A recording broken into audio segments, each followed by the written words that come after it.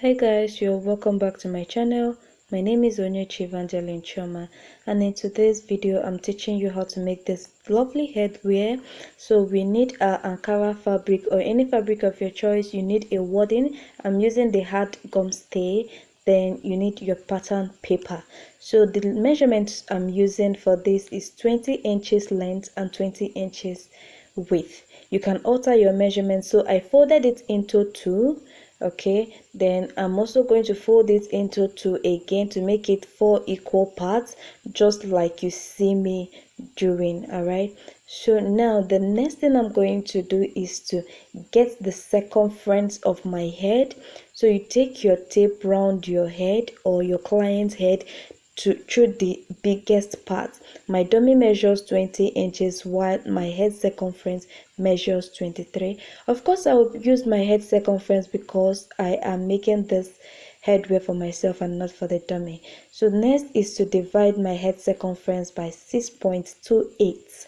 Okay, to get the measurement that I will insert on my pattern, and I'm going to insert it exactly at the tip where the four edges meet. So the answer I got, which is 3.66, I'm going to mark it on my pattern paper, and I'm using inches, not centimeter. So this is me taking 3.66 down my pattern paper. So after marking the dots, I'm going to connect it using freehand. If you have any curve or any ruler that will help you get a smooth curve, feel free to use it. All right, so now the next thing I'm going to do after connecting the lines together is to get the width of my hat. That is the width of the brim. Okay, so I'm using 10 inches for this. You can make yours wider, you can make yours smaller. So I am basically taking 10 inches round the pattern paper, just like you see me doing in this video. So after getting my 10 inches, I'm going to connect it just like we did initially. All right, so feel free to connect yours with your freehand or with your pattern paper. Then after that, I'm going to cut out the excess. So this is me opening it up in order to see what we have. This is the top and the other is the brim. Okay, it's just as simple as that. So this is me trying to get the side of the hat, and the length measures 24 inches, the width measures 5 inches. Okay, this is 24 by 5 inches. So I'm going to take 1 inch all the way down. Like the line I drew is 1 inch from the end. Okay, so I'm coming in by ½ inch here. I came in by ½ inch down there, as you can see, then ½ inch at the other side. That's just it. I came in here by ½ inch, ½ inch, and ½ inch. So I'm going to connect the lines together in order to get a slopey side. That's just the effect to help me get a curvy hat. You understand? So this is me connecting the points together.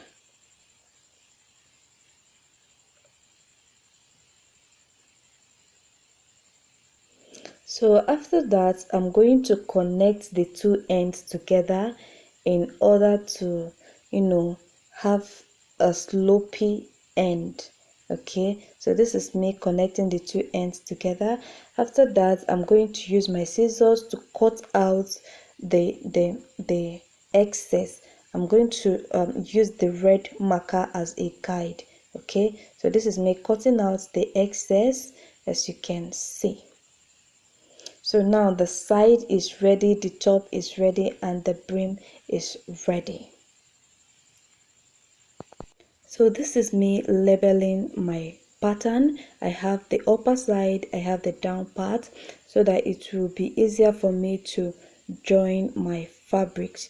Okay, so now the next thing I'm going to do is to cut out my fabric as the patterns are ready. So I'm going to cut out 2 pairs. Okay, so this is it. I've cut it out and I added gum stay to it this is it. The second one, I added gum stay to just one side of it. This is the side. Then the top, I cut out 2 pieces and added gum stay to one. Okay, so after that, the next thing you do is to join any of the pieces. So I'll be starting with the one with gum stay. Okay, so this is the side and I'm going to stitch with 1/2 inch. Then after stitching the side, I will join the top to it. Okay, just like you see in this video, I gave like 1/4 inch allowance on the top. This is the stitching allowance. All right, so that when I'm stitching, I will not go short of fabric. So now let me go ahead to my sewing machine and join the edges together. All right, so I'm done stitching it and this is it. I joined with 1/2 inch allowance. So as you can see in the pattern paper, I have the upper side and the down side. So I have located it and I'm going to join this upper side to the upper side of the side. Yep. So this is me trying to align it so that I'll have a perfect circle. Then if yours is not perfect, just go ahead and trim. So after joining it with the right side facing each other, this is what I have.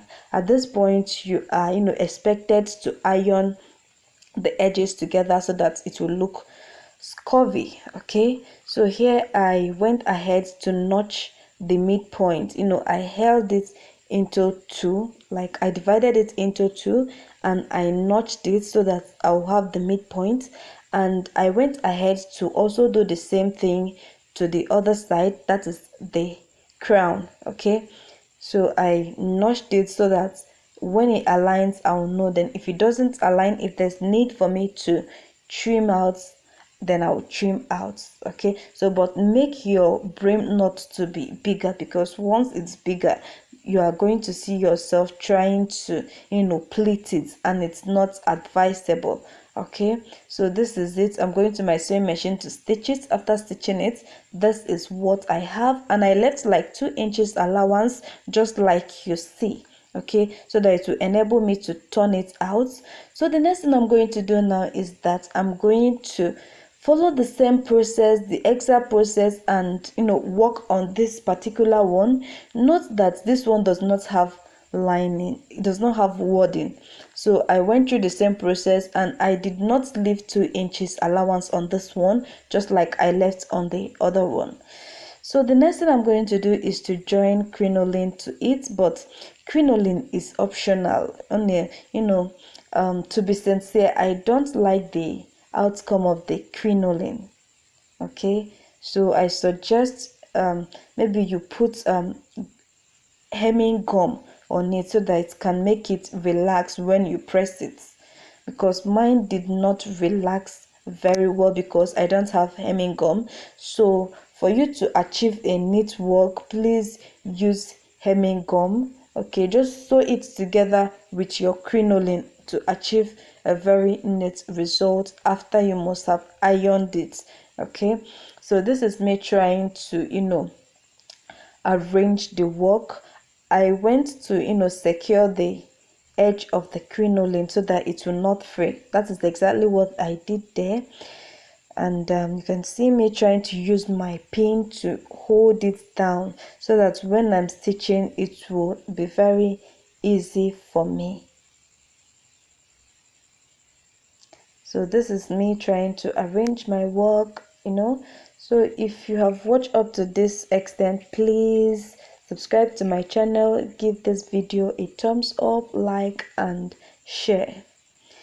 Alright, so after this, I'm going to take it to my sewing machine in order to do the finishing work. Alright.